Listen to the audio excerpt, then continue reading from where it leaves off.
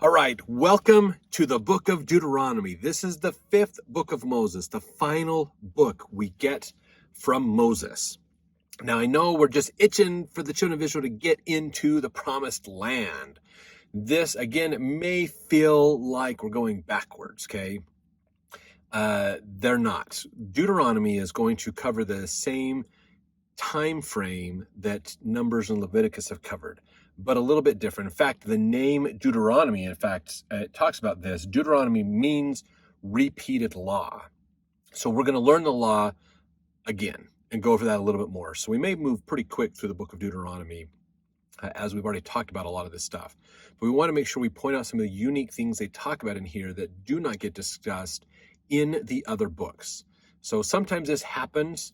And we're going to see this more. We get into first, like Kings and Chronicles, and those, First and Second Kings, First and Second Chronicles, those books cover the same period of time, but from a different perspective. One is following the whole children of Israel. One is following the reign of the kings. There's different ways of looking at this. So it kind of feels like we go forward in time and then we go back, and then we go forward in time and then we go back. But the thing is to get a full picture, we would need to combine all these together into one long narrative. Okay, this is not even uncommon in the New Testament. If we look at the four Gospels, which are the four books that give us the most information about the life of Christ while he was alive, they all talk about different stories, and so you have to put all the stories of all four books into one narrative to get a more clear picture of the chronological life of the Savior. So it's just the way they write, just how they've done things. So we're going to get another perspective of these people. Okay, so this is the last and final book of Moses, and then we get them moving into the promised land. So stay tuned. We'll keep working on that. So in this one, Moses begins the recitation of all that befell Israel during 40 years in the wilderness. This is where we get the most information about it. We got a few glimpses of things, remember, in the book of Numbers about that 40-year journey. We're going to get some more details, not a ton, but we're going to get a little bit more about that 40-year journey that they went through, basically. And this is, again, preparing the people, getting everything ready to go, reviewing all the stuff, making sure all the lessons are pulled together and learned and everything's ready so that the children of Israel can move into the promised land. Because moving in the promised land, where Joshua is going to take over with Eleazar the priest, Moses is not going. So I'm sure Moses is just really wanting to make sure everything is in place before he passes that baton and is no longer helping the children of Israel out. So the children of Israel are commanded to go into and possess Canaan. Judges and rulers are chosen to assist Moses. Israel's spies bring an evil report. The adults of Israel will perish. The Amorites defeat the armies of Israel. So this chapter is going to pretty much cover 40 years of history. Verse 1, these be the words which Moses spake unto all Israel on this side Jordan in the wilderness.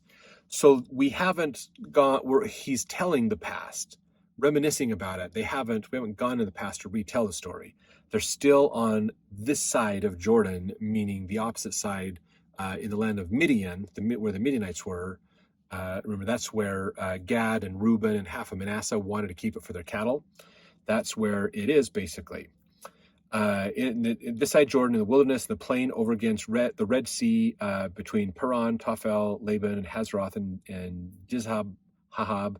There are 11 days' journey from Horeb by the way of Mount Seir unto Kadesh Barnea. It came to pass in the 40th year, in the 11th month, on the first day of the month, that Moses spake unto the children of Israel, according unto all that the Lord had given him in commandment to them.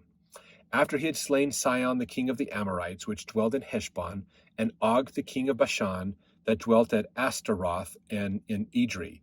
Now just realize that all these names are in the Bible dictionary. You can look them up to gain a little bit more perspective on them.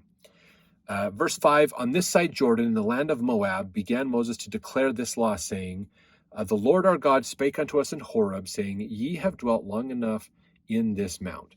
So they've been here for 2 years. Okay, they wandered for about 38 years. Now they came up, they conquered these lands, took out the Moabites and the Midianites and all these groups.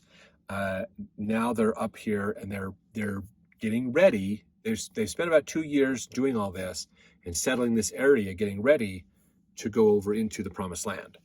Verse 7, turn you and take your journey, and go to the mount of the Amorites, unto all the high places nigh thereunto, in the plain, in the hills, in the vale of the south, by the seaside, unto the land of the Canaanites, and unto Lebanon, unto the great river, the river Euphrates, which is in the Bible dictionary. You can look that up. Behold, I have set the land before you. Go in and possess the land which the Lord sware unto your fathers, Abraham, Isaac, and Jacob, to give unto them and their seed after them. And I spake unto you at that time, saying, I am not able to bear you myself alone. The Lord your God hath multiplied you, and behold, ye are this day as the stars of heaven for multitude. The Lord God of your fathers make you 1,000 times so many more as ye are, and bless you as he hath promised you. How can I myself alone bear your cumbrance, and your burden, and your strife? Take you wise men and understanding, and known among your tribes, and I will make them rulers over you. And ye answered me and said, the thing which thou hast spoken is good for us to do. So I took of the chief of your tribes, wise men and known, and made them heads over you, captains over thousands, captains over hundreds, 50s, your tribes. And I charged your judges at that time, saying, hear the causes between your brethren, and judge righteously between every man his brother and the stranger that is with him. Now remember this story. Remember, Moses was getting tired of dealing with all the problems of the children of Israel, and his father-in-law is the one that told him, you need to get help. You need to find wise men, and you need to do this. So this is him reminding him, remember, they came out of Egypt, they came up to this land, and they met with Jethro and his family, and Jethro gave Moses advice that helped him out, and the Lord instructed Moses what to do to make that happen.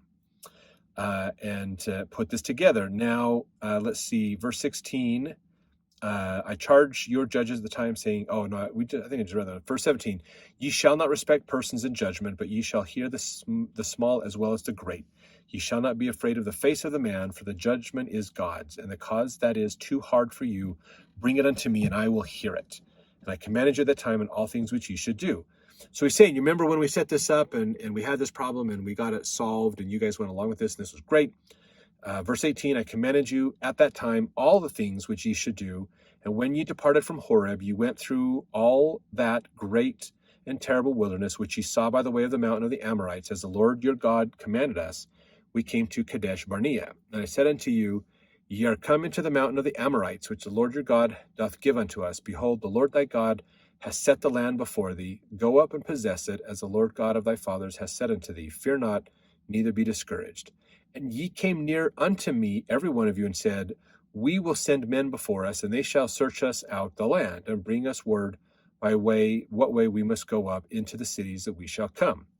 And the saying pleased me well, and I took 12 men of you, one of a tribe, and they turned and went into the mountain, and came into the valley of Eshcol, and searched it out. So this is their first journey. He's reminding them, remember, we came out, we journeyed through the wilderness, past Sinai, we're up here, and we're like, hey, we're about getting ready to go in to possess the land. And you guys said, well, hold on a second. Let's send spies in to examine the land first. So this is telling us that the idea of sending the spies was more of the Israelites' idea. And they brought it to Moses. Moses said, okay, that sounds good. Let's send those in. So they sent these 12 spies in. And we get to verse 25 here. And they took of the fruit of the land in their hands, and brought it down unto us, and brought us word again, and said, it is a good land which the Lord God doth give us. Notwithstanding, ye would not go up, but rebelled against the commandment of the Lord, and ye murmured in your tents, and said, because the Lord hated us, he hath brought us forth out of the land of Egypt, to deliver us into the hand of the Amorites, to destroy us. Whither shall we go up? Our brethren have discouraged our heart, saying, the people is greater and taller than we. The cities are great and walled up to heaven, and moreover, we have seen the sons of the Anakims there. So you can look that up, actually, in the Bible dictionary to learn more. These are the giants that were there, basically, which maybe even Goliath was a descendant of some of them, possibly, that still were in the area. Verse 29, then I said unto you, dread not, neither be afraid of them. The Lord your God, which goeth before you, he shall fight for you according to all that he did for you in Egypt before your eyes. And in the wilderness, where thou hast seen how that the Lord thy God bare thee, as a man doth bear his son, in all the way that ye went until ye came unto this place. Yet in this thing ye did not believe the Lord your God, who went in the way before you to search you out a place to pitch your tents in fire by night, to show you by what you should do, and in a cloud by day. So, again, he's reminding these people, hey, you saw these miracles. God helped you. he was a cloud at night. He was a cloud at night, fire by night, cloud by day. So you were protected, you were taken care of. He fed you, he watered you, he helped you. He got you out of Egypt, you passed the Red Sea, you saw these miracles, but yet you didn't believe in him enough that he would fight your fights and help you to go into the Amorites. So they got in trouble. That's what we're coming down to, basically. And so verse 34, the Lord heard the voice of your... Oh, sorry, not that one. Let's see. Oh, no, that was right, actually. And was wroth and swear, saying, surely there shall not one of these men of this evil generation see that good land which I swear to give unto your fathers. Save Caleb, son of Jephunneh, he shall see it. To him will I give the land that he hath trod upon to his children, because he hath wholly followed the Lord. Also the Lord was angry with me for your sake, saying that thou shalt not go in thither. But the Joshua the son of Nun, which standeth before thee, he shall go thither, encourage him, for he shall cause Israel to inherit it. So this is, the Lord was upset with Moses because he didn't follow the commandments either that he was given. Remember, he was supposed to speak to the rock, and he hit it twice instead of speak to it to get water out of it. So Joshua is the one that's going to lead the people in, basically, is what they're saying here. So verse 39, moreover, your little ones, which ye said should be a prey, and your children, which in that day had no knowledge between good and evil, they shall go in hither, and unto them will I give it, and they shall possess it. But as for you, turn you, take your journey into the wilderness by the way of the Red Sea. Then ye answered and said unto me, we have sinned against the Lord, we will go up and fight, according to all that Lord our God commanded us. And when ye had girded on every man his weapons of war, ready to go up to the hill, the Lord said unto me, say unto them, go not up, neither fight, for I am not among you, lest ye be smitten before your enemies. So I spake unto you, and ye would not hear, but rebelled against the command of the Lord, and went up presumptuously into the hill. And the Amorites, which dwelt in that mountain, came out against you, and chased you as bees do, and destroyed you in Seir, even unto Hormah. So this is still thinking about it. Okay, remember, the children of Israel said, okay, fine, we're going to go to we'll fight, we'll do this. But they're still not following the commandments. They messed up because it's not about the fight. It's about following the faith of God, okay? God was going to fight for them and take care of it. If they said, okay, this is a scary time, these are scary people, they're big, we're, from a physical standpoint, there's no way we would win against these people in a battle, but we trust that God will help us. And God was going to drive the people out with famines and pestilences and other things to get them out. And that's all they had to do. But they wouldn't. So they decided, oh, we've committed a sin. We've followed, now that they're told, you got to go back into the wilderness. They're like, oh, never mind. We're going to go fight now. And the Lord told them, look, you had your chance.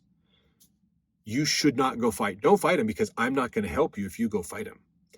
And what did they do? They went to fight him. This was the moment when Israel became the aggressor. They marched in to the Amorites and to fight him. And what happened? The Amorites beat them back. They had to flee and leave. So that probably set a bit of a precedent when 40 years later, they're coming back and wanting to go through their lands. And the Amorites are like, nope, we're going to kick you out and fight. And then Amorites became the aggressor in that time, basically. So that's what happened. They've got beat back, and now they have had to go back and wander through the desert again. So let's continue in the next chapter.